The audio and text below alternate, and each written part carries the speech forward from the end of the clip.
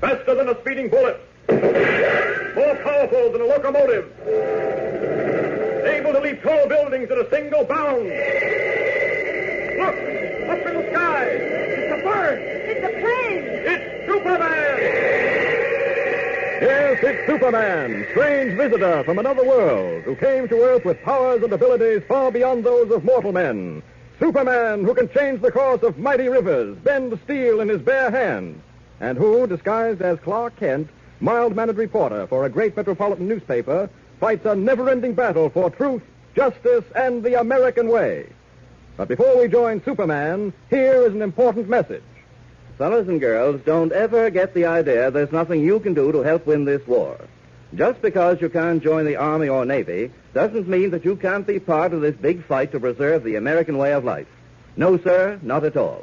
There is one big, important thing you can do, and I'm going to tell you about that right now.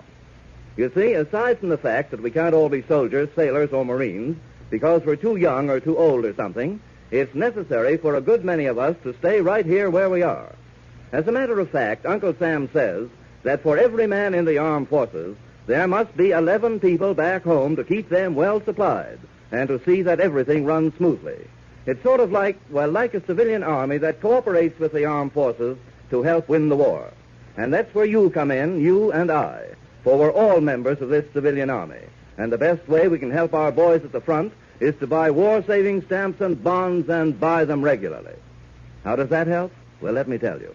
It helps our government to finance the war. It helps to buy the guns and the tanks and planes and all the other things the Army, Navy, and Marines need to knock out the Japs and the Nazis.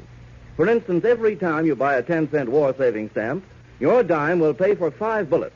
And every 5 10-cent stamps buys enough fuel oil to carry a destroyer a full mile. So you see how important it is for you to buy a war-saving stamp every time you've got a dime. See if you can't get Mother or Dad to give you a dime every day or every other day with which to buy war-saving stamps. Talk about this with all your friends. Ask them to buy war-saving stamps regularly. Ask your mother and your dad and all your neighbors and relatives to sign Minuteman pledges.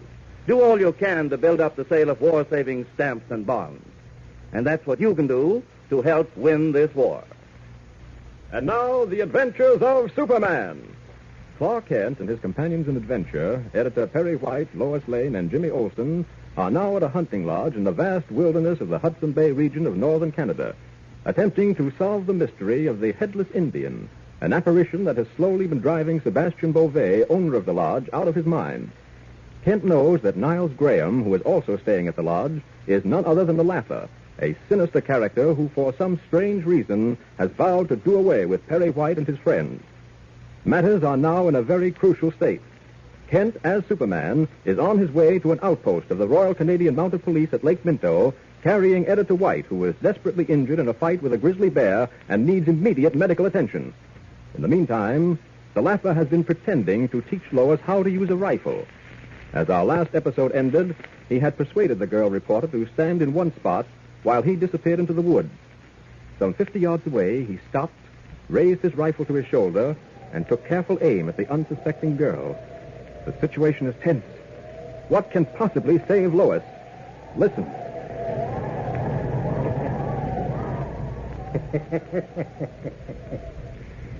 Well, Superman, wherever you may be, here's one of your friends that won't get away. Now then, to get her carefully lined up, the sight of my rifle placed just over her heart. So. And now to pull the trigger. This time I cannot miss. Now then. Oh, my eyes. My eyes. The gun exploded. Oh.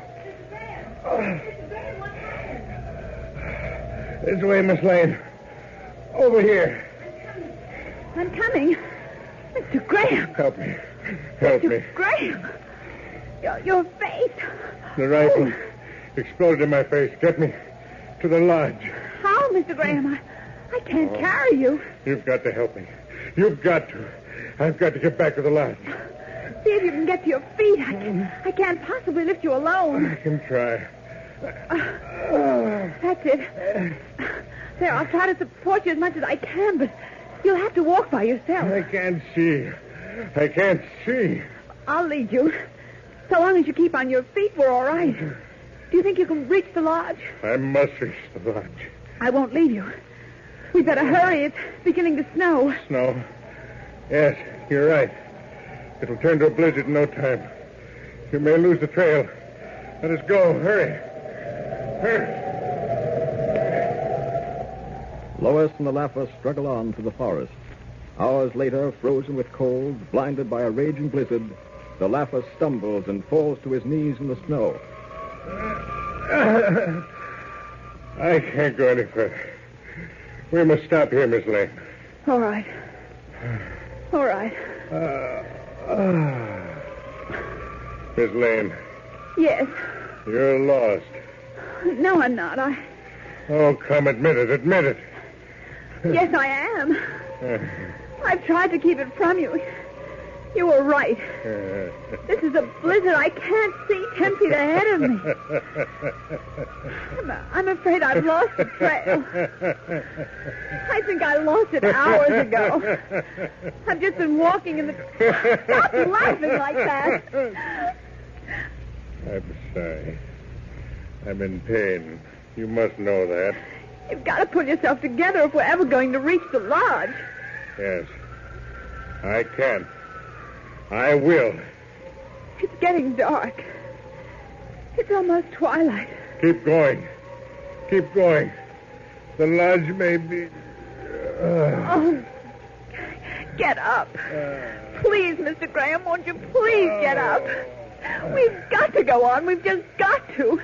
We'll be frozen to death if we stay here. What can I do with him? What can I do to make him?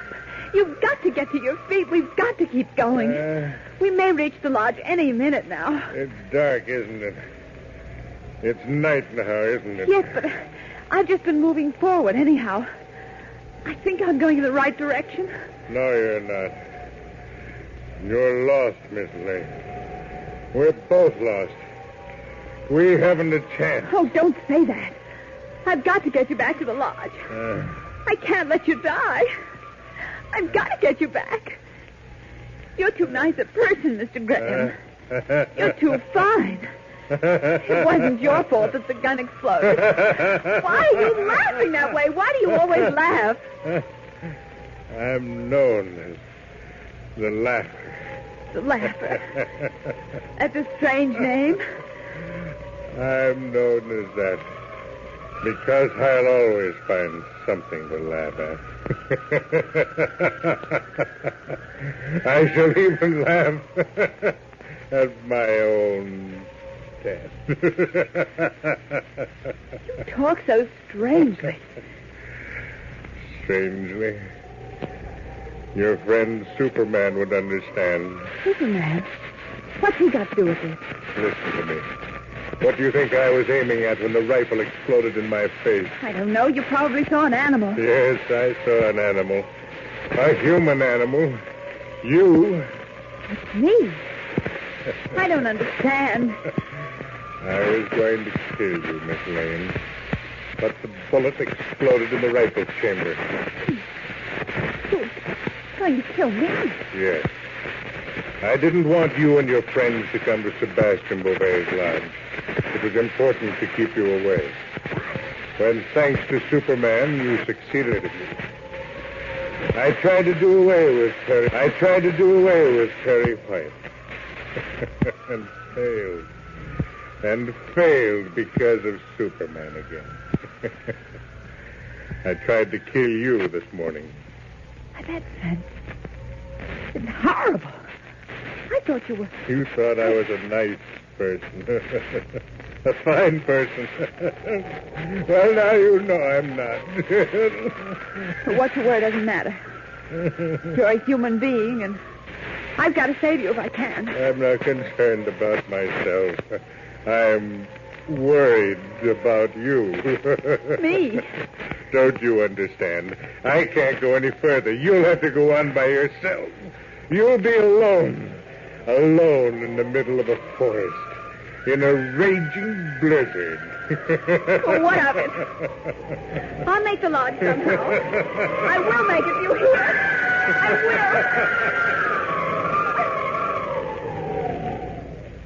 will. As Lois starts to make her way toward the hunting lodge alone, Superman, carrying Perry White in his arms, arrives at the Royal Canadian Mounted Police Station at Lake Minto. This must be the Mountie station. Thank heaven there's the plane waiting down at the float. They'll have Mr. White in Ottawa in no time at all. Oh, there. What can I do? Well, what in the... Mac, who are you and where'd you get that costume? Never mind that. This man is Perry White. He was badly mauled by a bear at Sebastian Beauvais' hunting lodge. He must be flown to Ottawa at once. Well, now, wait a minute. I was just talking to Beauvais a few minutes ago. I know that. He said he was about to start on a 2-day dog sled trip to bring White here, and now you show up wearing a blue suit and a red cape and... I just don't get it, mister. Well, that's unimportant. The important thing is to get White into that plane and started for the hospital in Ottawa. Well, the plane's ready, and I'm ready to start right now. Here, let me help you carry him down to the float. I don't need any help. Go ahead. All right. Looks like dirty weather ahead for flying. There's a blizzard coming from the north, from the direction you just came. I flew through several snow flurries. The blizzard is probably broken in the country near the hunting lodge. I sure wish I knew you got that guy down here in such a hurry.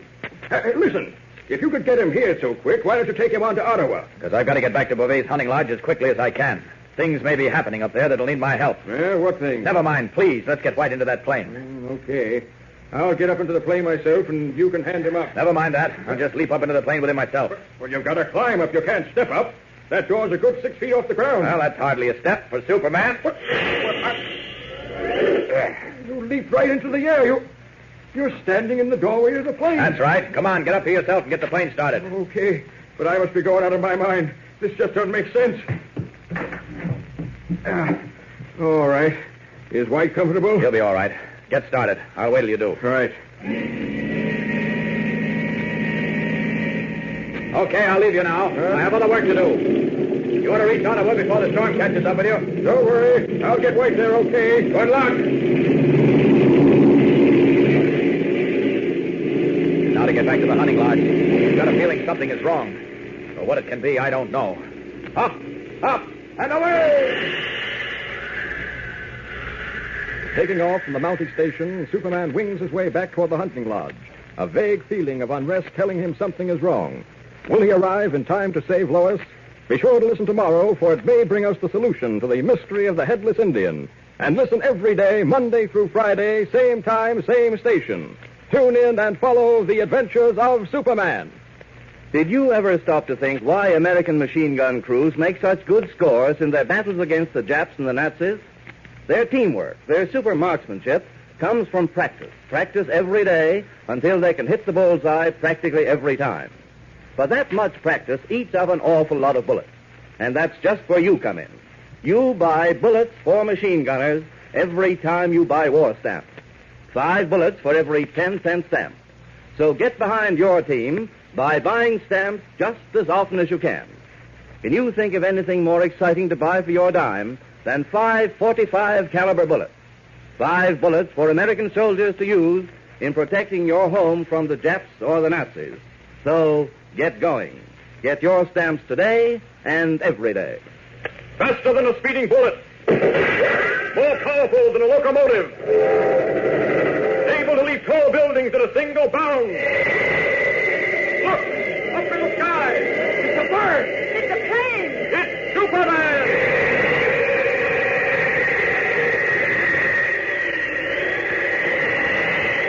Follow the adventures of Superman every day, Monday through Friday, same time, same station. Superman is directed by George Lothar and is a copyrighted feature appearing in Action Comics magazine.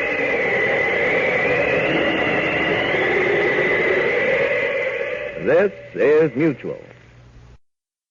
Welcome back. Well, the speed of light certainly has gotten a lot slower. Because you remember, they said he was flying to the ranger station at the speed of light, which means he would have been there and back within 1 second. But I'm not sure that's something your average 10-year-old turning on an episode of Superman may have understood. I do have to wonder a little bit about the laugher's motives. It was kind of odd for him to give up and concede his own impending death and let Lois know the truth. Did he feel guilty, perhaps? Not something that the laugher has shown a potential for. But what will happen next, we will see next week. In the meantime, if you have a comment, send it to me, adam@adamsweb.us. Remember to cast your vote for the show on Podcast Alley. Also, today and tomorrow at dimnight.com, we actually have a special on Tales of the Dim Night in honor of St. Patrick's Day. It is available in ebook form for $3.17. So get your copy at dimnight.com. But from Boise, Idaho, this is your host, Adam Graham, signing off.